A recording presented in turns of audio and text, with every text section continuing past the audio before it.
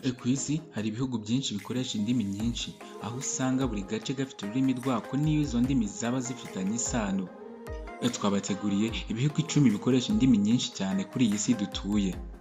Inyita Musa Adel, naho ikiganiro cyo ni The Talk Box, muhaye ikaze. Ukuri kwawe kudakuraho uko abandi, icyifuzo cyawe kitabangamira icy'abandi, uko ubyumva bitandukanye n'uko abandi babyumva. Nibyo baje kukubwira ibyo amatwi yawe atari yumva, akubwira n'ibyo umunwa wawe utari wasoma, dore ko ibinyamakuru ari byinshi kuri iyi si ya rurema. Muhaye ikaze. Ku mwanya wa 10 turasanga igihugu cyitwa Brazil. Ni igihugu giherereye mu majyepfo y'umugabane wa Amerika, aho muri iki gihugu havugwa indimi 221, hakaba hatuwe n'abantu barenga miliyoni 209. Indimi zivugwa cyane muri iki gihugu ni Igiportugais ndetse n'Icyesipanye. Naho ku mwanya wa 9 turasanga igihugu bita Cameroon. Ni igihugu giherereye ku mugabane wa Afurika uburengerazuba. Muri iki gihugu havugwa indimi 274, zivugwa n'abaturage miliyoni 25 z'abatuye iki gihugu cya Cameroon. Naho ku mwanya wa 8 turasanga igihugu cyitwa Mexique. Ni igihugu giherereye ku mugabane wa Amerika, aho gikoresha indimi 292, zikomotse ku ndimi 68 zivugwa muri iki gihugu. Ururimi rw'iki gihugu ni ururimi rukomoka mu gihugu cya Espagne, ni ukuvuga ngo bavuga Igispanish. Naho ku mwanya wa 7 turasanga igihugu bitwa Ubushinwa. Igihugu cya China gikoresha indimi 309. Mu duce twose tugize iki gihugu gifite abaturage benshi ku isi.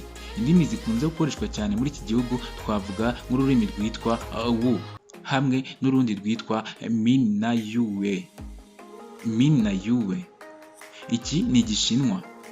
Naho ku mwanya wa 6 turasanga igihugu cyitwa Australia.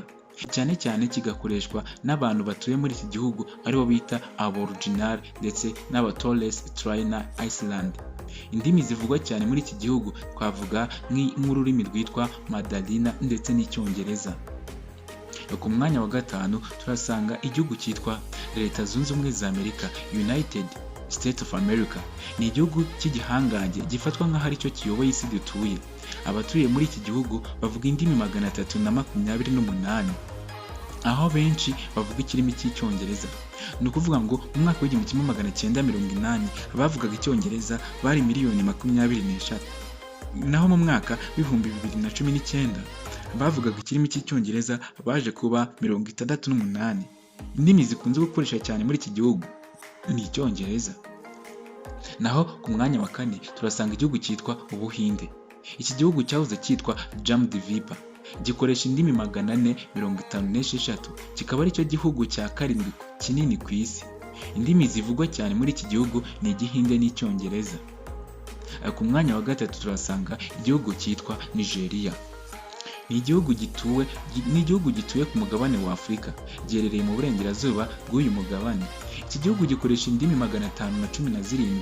Indimi zivugwa cyane muri iki gihugu twavuga nk'ururimi rwitwa Hausa, Yoruba, Igbo, Fulande ndetse n'Icyongereza. Ku mwanya wa 2 turasanga igihugu cyitwa Indonesia. Ni igihugu giherereye ku mugabane wa Aziya, aho gikoresha indimi zirenga 717. Iki gihugu gifite abaturage barenga miliyoni 275. Indimi zivugwa cyane ni Icyindonesia ndetse n'Ikimalayi. Naho ku mwanya wa 1 turasanga igihugu cyitwa Guinea. Igihugu cya Papua New Guinea giherereye mu nyanja ya Pacifique, gikoresha indimi 840. Kikaba gifite abaturage miliyoni 8,800, aho abaturage 80% batuye mu cyaro cy'iki gihugu. Indimi zivugwa cyane muri iki gihugu ni nyinshi. Uru rwari urutonde rw'ibihugu 10 bya mbere ku isi bikoresha indimi nyinshi cyane. Ibi bihugu ntibikuraho ibyo uzi. Nibyo koko ukuri kwawe kudakuraho kw'abandi.